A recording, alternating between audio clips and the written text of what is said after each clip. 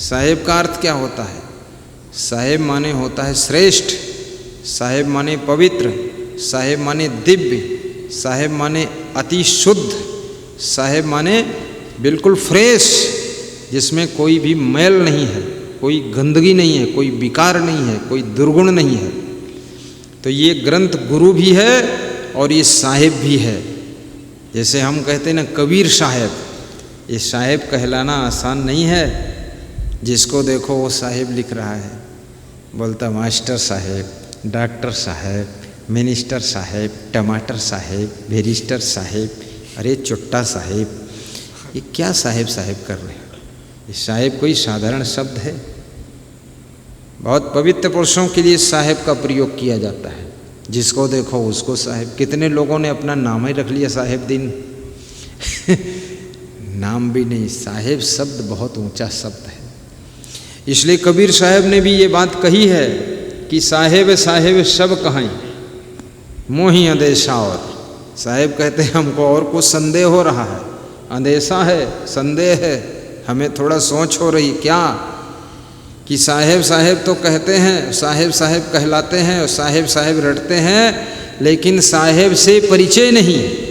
बैठोगे किस ठौर, किस ठौर बैठोगे, किस स्थान पर बैठोगे, कहाँ तुम्हें शांति मिलेगी? तुम साहेब को जानते ही नहीं कि साहेब होता क्या है। फालतू साहेब साहेब कर रहे हो। पहले साहेब का अर्थ भी समझो। जिसको देखो उसको बोल रहे हैं कि रमेश साहेब, दयापाल साहेब, क्या क्या खड़े खड़े पेशाब कर रहे हो? काहे के दयापाल साहेब? अड़म गड़म बोल रहे हो, काहे के साहेब? साहेब जैसी भाषा भी होनी चाहिए ना। गुरु ग्रंथ साहेब को पढ़कर देखो आप। पढ़ते पढ़ते जो गुरु ज्ञान देता है वो ज्ञान उस ग्रंथ से मिल जाएगा, क्योंकि गुरुओं का ज्ञान ही उस ग्रंथ में पिरोहित है, समाहित है। इसलिए उस ग्रंथ का नाम गुरु ग्रंथ रखा गया है। वो सदग्रंथ नहीं है, हरि ग्रंथ नहीं है और कोई पुराण ग्रंथ नहीं, गुरु ग्रंथ है। सिर्फ उसमें गुरु वाणी है और अनेक गुरुओं की वाणी है, उसमें भेदभाव नहीं रखा गया है। बाबा फरीद की भी वाणी है। मुसलमान फकीर बाबा फरीद थे, उनका भी सम्मान किया है, उनका भी ज्ञान उसमें रख दिया है। और कबीर की भी वाणी है और बहुत महान पुरुषों की वाणी है उसमें, और उसको साहेब कहा है, श्रेष्ठ। ये साहेब शब्द बड़ा महत्वपूर्ण है, ये साधारण शब्द नहीं है। इसलिए अपने को दास लिखो। जहाँ लिखना है, कोई पूछे तुम्हारा क्या नाम, तो बोलो हरीश दास। अपने आप बोलते घूम रहे हैं हरीश साहब हूँ, श्री श्री श्री श्री 1008 आदित्य साहब जी महाराज, ऐसा नाम बोल रहे हैं। ये गलत है तरीका, नहीं बोलना चाहिए। तुम्हारे अंदर अहंकार भरा हुआ है, अभिमान भरा हुआ है। कैसे तुम साहेब बोल रहे हो? कैसे बोल रहे हो अपने को साहेब? दास क्यों नहीं कहते हो? दास कहने में तुम्हें शर्म क्यों लग रही? तुम दास के भी दास हो, अभी दास भी नहीं हो, दास के दास, दासानुदास, ऐसे दास हो तुम। अपने को खुशी से कहो मैं दास हूँ, मेरा नाम रमेश दास है, मेरा नाम आदित्य दास है, मेरा नाम हरीश दास है। इतना घमंड में चूर हो, साहेब कहते हो। अपने विचारों को उस लेवल पर पहुंचाओ पहले, फिर साहेब कहलाओ। ये साहेब कहलाना आसान है। भक्त लोगों को भी देखना चाहिए कौन श्रेष्ठ और आदर्श संत है। सबका सम्मान करोगे, सब धान 22.5 पसेरी रखोगे, तो याद रखना कोई पतला चावल वाला धान बोएगा ही नहीं, क्योंकि रेट वही है तो कौन बोएगा। तो कोई आचरण सुधारेगा ही नहीं। जब आचरणहीन और आचरणवान दोनों का बराबर सम्मान होगा तो आचरणवान कौन बनेगा? क्यों बनेगा? क्या फायदा बनने से? क्योंकि जब खीर और लैट्रिन दोनों को एक समान तुमने कर दिया इस भ्रष्ट आदमी को, श्रेष्ठ आदमी को एक समान आदर दे रहे हो। गलत आदमी को कभी आदर नहीं देना चाहिए, सम्मान ही नहीं करना चाहिए। बिल्कुल मत करो सम्मान। कम से कम उसको ठेस लगेगी कि मेरा सम्मान नहीं होगा, मुझे सुधरना चाहिए, सुधरना चाहिए। अब जिसको देखो उसको तुम माला पहनाने के लिए सड़क पर खड़े हो, चाहे जितना भ्रष्ट नेता हो। नेताओं में सुधार क्यों नहीं होता है? ये जनता की गलती के कारण नहीं होता है। नेता इतना बड़ा घोटाला करता है, चौटाला करता है, गब्बाला करता है, सब करता है, बहुत गलत काम करेगा, क्षेत्र में विकास नहीं करेगा, कुछ भी नहीं करेगा, फिर भी वो आएगा, उसके पीछे पीछे 50 लोग मोटरसाइकिल लेकर भाग रहे हैं। ऐसा लगता है कुछ बहुत मिलने वाला है। अरे 20 साल से ये सांसद रहा, विधायक रहा, मिनिस्टर रहा, आज तक कुछ किया नहीं है। वो जहाँ का तहाँ गड्ढा पड़ा है, पुलिया टूटी पड़ी है, सड़क उखड़ी पड़ी है, सड़क पे डामर नहीं लगा है, और फिर इसके पीछे तुम मोटरसाइकिल लेकर भाग रहे हो। क्यों भाग रहे हो? फिर इसके पीछे ऐसे कार ले लेकर दौड़ते हैं लोग कि बीच में कोई साधारण आदमी रोड पर जा रहा हो तो रौंद जाएगा, इतनी भगदड़ मची है गाड़ियों की। वो भी मुड़ कर देखता पीछे कि इतना धुआंधार गाड़ी, सब धड़ धड़ धड़ धड़ 100-200 गाड़ी निकल रही, भगदड़ मची। क्या अब नेताजी की गाड़ी के आगे लगी है पुलिस गाड़ी, और पुलिस के पीछे फिर नेताजी की गाड़ी, और भाग रही पुलिस गाड़ी, भाग रही नेताजी की गाड़ी, और पीछे 200 गाड़ी और भगदड़ मची है, सब धोल धड़ाका। बीच में गरीब आदमी बेचारा साइकिल मोटरसाइकिल से जा रहा था, खड़बड़ खड़बड़, घबरा गया कि ये तो ऊपर ही चढ़ा देंगे, रौंद देंगे, हमें क्या होगा। क्यों भाग रहे इनके पीछे? इनका जब तुम सम्मान करना बंद कर दोगे तब इनको ठेस लगेगी। और अपने बीच से और अच्छे आदमी को चुनाव में खड़ा कर दीजिए और सब लोग उसको सपोर्ट कीजिए, सपोर्ट कीजिए, वोट दीजिए। जाति को वोट मत दो, मजहब को वोट मत दो, संप्रदाय को वोट मत दो। केवल व्यक्तिगत अच्छा आदमी होना चाहिए, उसको वोट दीजिए। और जिस पार्टी के नियम आदर्शमय हो उस पार्टी को वोट दीजिए। छोटे छोटे लालच में वोट मत दो। एक दारू की बोतल के नाम पर वोट दे रहे हो, एक साड़ी मिल गई फटी सटी उसी पर वोट दे रहे हो। अपनी पत्नी से पूछ लो ये साड़ी वो पहनेगी भी? वो तो उसको झाड़ू पोंछा में भी नहीं प्रयोग करना चाहती, ऐसी फटियल सड़ियल साड़ी, और उसके चक्कर में तुम वोट दे रहे हो। ऐसी गलती मत करो, लालच में वोट मत दो। ना तो अंडा मुर्गा खाने के लालच में वोट दो, कुछ नहीं कुछ नहीं। अंडा मुर्गा मांस मछली दारू ये तो खाना पीना ही नहीं चाहिए, न खाओ न खिलाओ, बिल्कुल बंद बैन लगाओ इस पर। और अच्छे और सच्चे बुद्धिमान देश का हितैषी हो, लोभी ना हो, कामी ना हो, बेविचारी ना हो, उस व्यक्ति को चुनो। ये जो लोग बेविचारी है, कामी क्रोधी है, लोभी है, इसको वोट दे करके देश को लुटाना चाहते हो तुम? क्या बर्बाद करना चाहते हो क्या?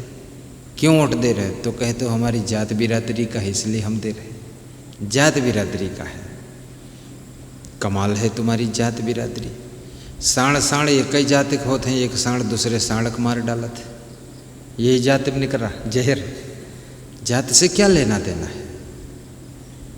जात पात पूछे नहीं कोई, काम करे वोट दो उसको। तुम विकास करना चाहिए। और देश में इतना पैसा है, इतना टैक्स का पैसा इकट्ठा होता है कि अगर 10 साल तक ईमानदारी से काम कर दें लोग तो हर रोड चमचमाती हुई मिलेगी, 24 घंटे बिजली मिलेगी आपको, सारी समस्याओं का निदान हो जाएगा। मैं दुबई देश में गया था, वहाँ खेतों में गेहूँ धान गन्ना आदि कोई भी फसल होती ही नहीं है, सब रेत ही रेत है। लाखों किलोमीटर, लाखों एकड़ में, किलोमीटर नहीं एकड़, जितनी ज़मीन देखा सब रेत उड़ रही, बालू ही बालू। लेकिन दुबई बहुत संपन्न कंट्री है, डिसिप्लिन है। 20 लेन की रोड मैंने देखा, किसी रोड पर जाम लगी नहीं देखा, कहीं गाड़ियां खड़ी नहीं देखा। 16 लेन, 20 लेन, 18 लेन, 12 लेन की रोडें देखा। 12 लेन से कम की रोड हमने नहीं देखा। होगी कहीं गली उली में तो होगी। और वहाँ मकान भी बनते हैं कॉलोनी में, तो 100 फीट की रोड रहती है, एक मकान दूसरे मकान के बीच में 100 फीट जगह छोड़ते हैं, फिर मकान बनाओ। और इंडिया में दीवाल में दीवाल चपका के मकान बनाते हैं, ताकि अगर एक आदमी छींके तो दूसरे घर में सुनाई दे। अगर ये अपने पत्नी गाली बके तो तुम्हारी पत्नी गरियाई जाए, साथ में निपट जाए। ऐसा यहाँ घर बनाते हैं, कहीं से हवा नहीं आ रही। जेल से भी कठिन घर हैं इंडिया के, इतना घोंसला बने हुए हैं। और जहाँ हवा नहीं शुद्ध मिलेगी तो वहाँ फिर बीमारी बहुत फैलेगी, खूब दवा खाते रहो, यही करते रहो। इसलिए प्राकृतिक हवा मिलना चाहिए, ऐसा मकान बनाइए और इतनी उन्नति कीजिए, मेहनत कीजिए। ये मांस, मछली, अंडा, नशा, शराब, बीड़ी, सिगरेट, गांजा, चरस, तंबाकू, अफीम, ये सब खाना पीना छोड़ दो। जुआ खेलना छोड़ दो, ताश खेलना छोड़ दो, अनर्गल पैसे खर्च करना, अनर्गल टाइम बर्बाद करना छोड़ दो और मेहनत करना चालू कर दो। परिश्रम करो, सही डिसीजन लेकर काम करो। तुम गरीब रह नहीं सकते हो, गरीब रह नहीं सकते हो, तुम धनवान बनकर ही रहो, ये गारंटी के साथ कहते हैं।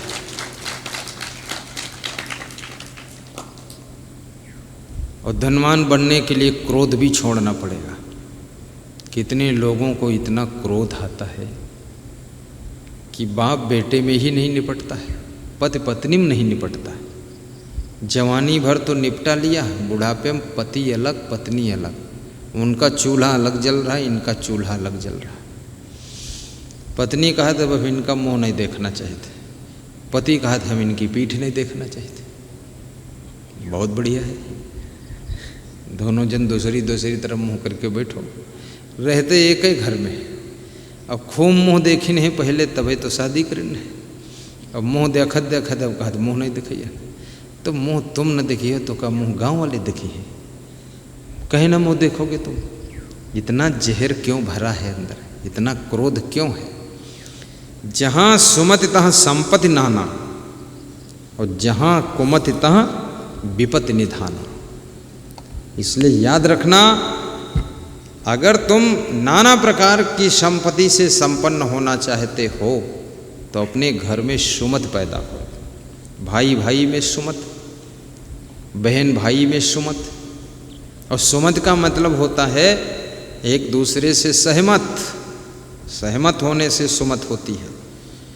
असहमति से सुमत नहीं होती, कुमत होती। जिद्दी स्वभाव, हठी स्वभाव, क्रोधी स्वभाव, जिसके अंदर सहनशीलता नहीं है, विवेक नहीं है, गम नहीं खा सकता, संतोष नहीं कर सकता, उसके घर में सुमत नहीं रह सकती। और सुमत नहीं रह सकती तो फूट पड़ेगी, फूट पड़ेगी तो लूट पड़ेगी, लूट पड़ेगी तो याद रखना पूरा घर तबाह हो जाएगा, कंगाली आ जाएगी, गरीबी आ जाएगी। इसलिए महिलाओं को भी गम खाना चाहिए, सहनशीलता रखना चाहिए, और पुरुषों को भी गम खा करके रहना चाहिए, सहनशीलता रखना चाहिए। जहाँ तक हो सके आपस में एकता संगठन बना करके काम कीजिए। बहुत लंबे समय के बाद जब बहुत आवश्यकता पड़े तब बंटवारा करके अलग अलग रहिए, लेकिन फिर भी एक दूसरे को सहयोग करते रहिए। नफरत ईर्ष्या मत करिए, तब भी सुखी रहोगे। उन्नति के ये फार्मूले हैं, इनको संभाल कर गठरी बांध कर रख लेना। धन्य तुम्हारे मातु पितु चिन्हा, जिनकी कोखी जन्म तुम लीन्हा। नर तनु पाई सफल तव भयउ, जो मन जन सेवा महदयउ।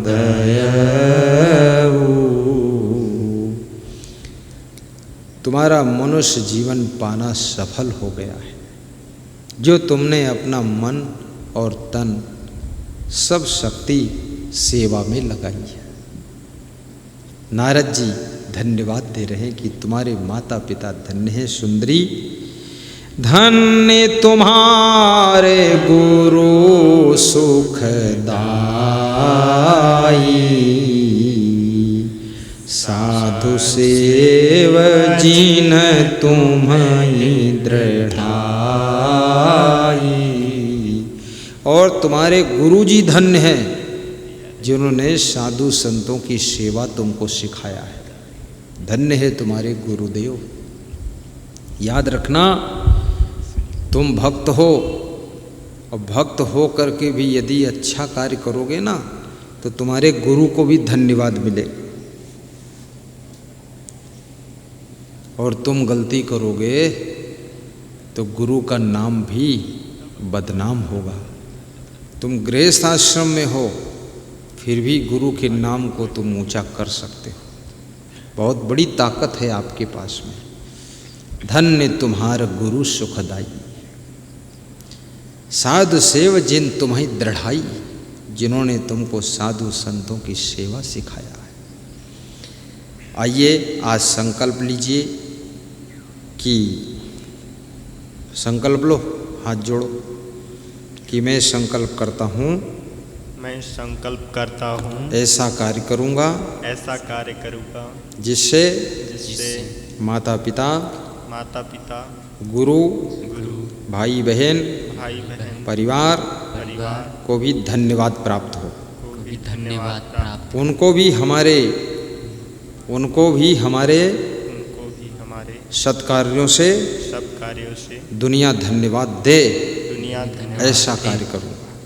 बोलो सद्गुरुदेव की जय। सर्वे भवन्तु सुखिनः, सर्वे सन्तु निरामयः, सर्वे भद्राणि पश्यन्तु मा कश्चित् दुःखभाग् भवेत्।